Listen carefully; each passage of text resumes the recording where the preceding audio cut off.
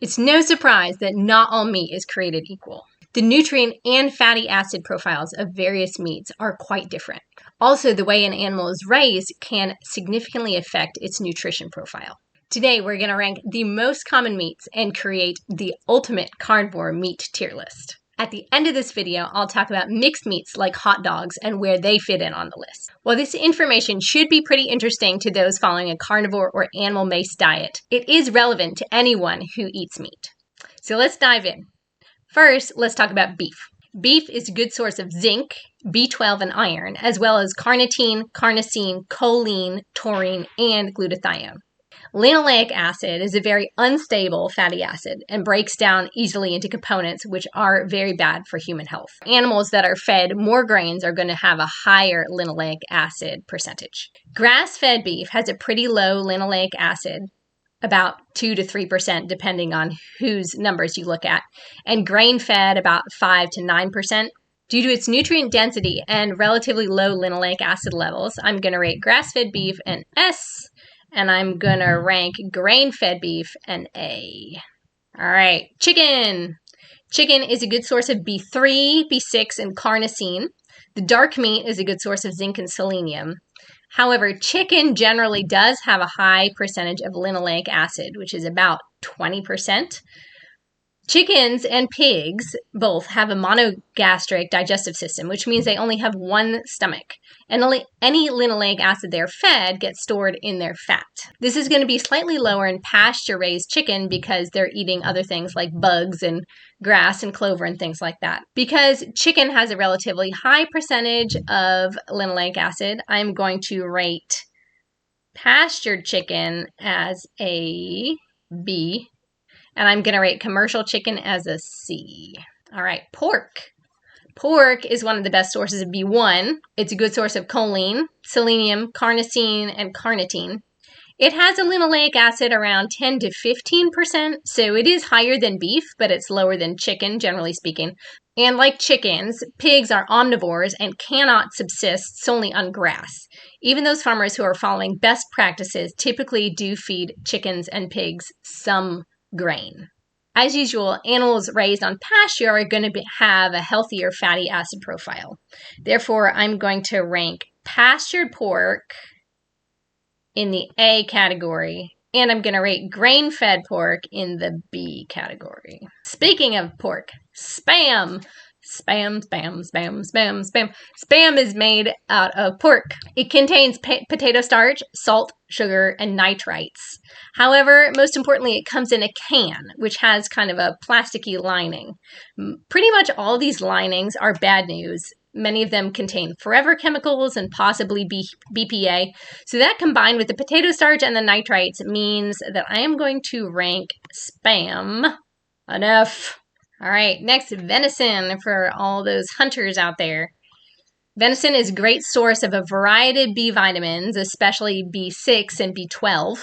Also a good source for zinc, iron, choline, carnosine, and creatine. Deer are generally wild and have a similar digestive system to sheep and cows. They have a 4-chambered stomach, so they are able to digest cellulose and convert at least some of the linoleic acid they eat into other fatty acids.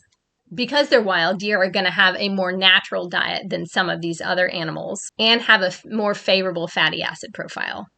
Therefore, I'm going to put venison as an S.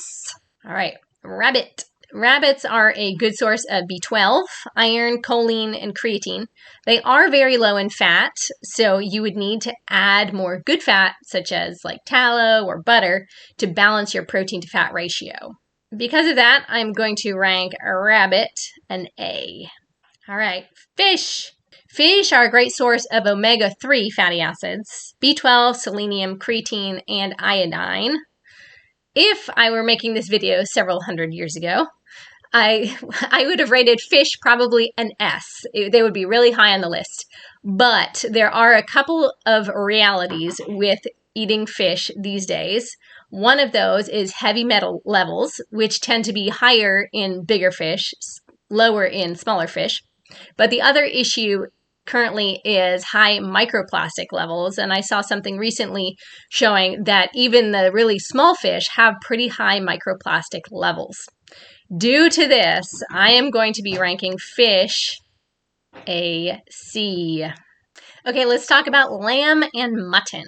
These are a good source for B12, creatine, selenium, iron, zinc, taurine, and glutathione. Like I said, sheep have a forward-chambered stomach, just like deer and cows do, which means they're able to digest cellulose and break down at least some linoleic acid they're fed. Cows and sheep can eat just grass and don't actually need any grain, unlike chickens and pigs. Like beef, lamb has a pretty low linoleic acid levels. Therefore, I'm going to rank grass-fed lamb an S, and I'm going to rank grain-fed lamb an A. All right, eggs. Eggs contain almost every nutrient.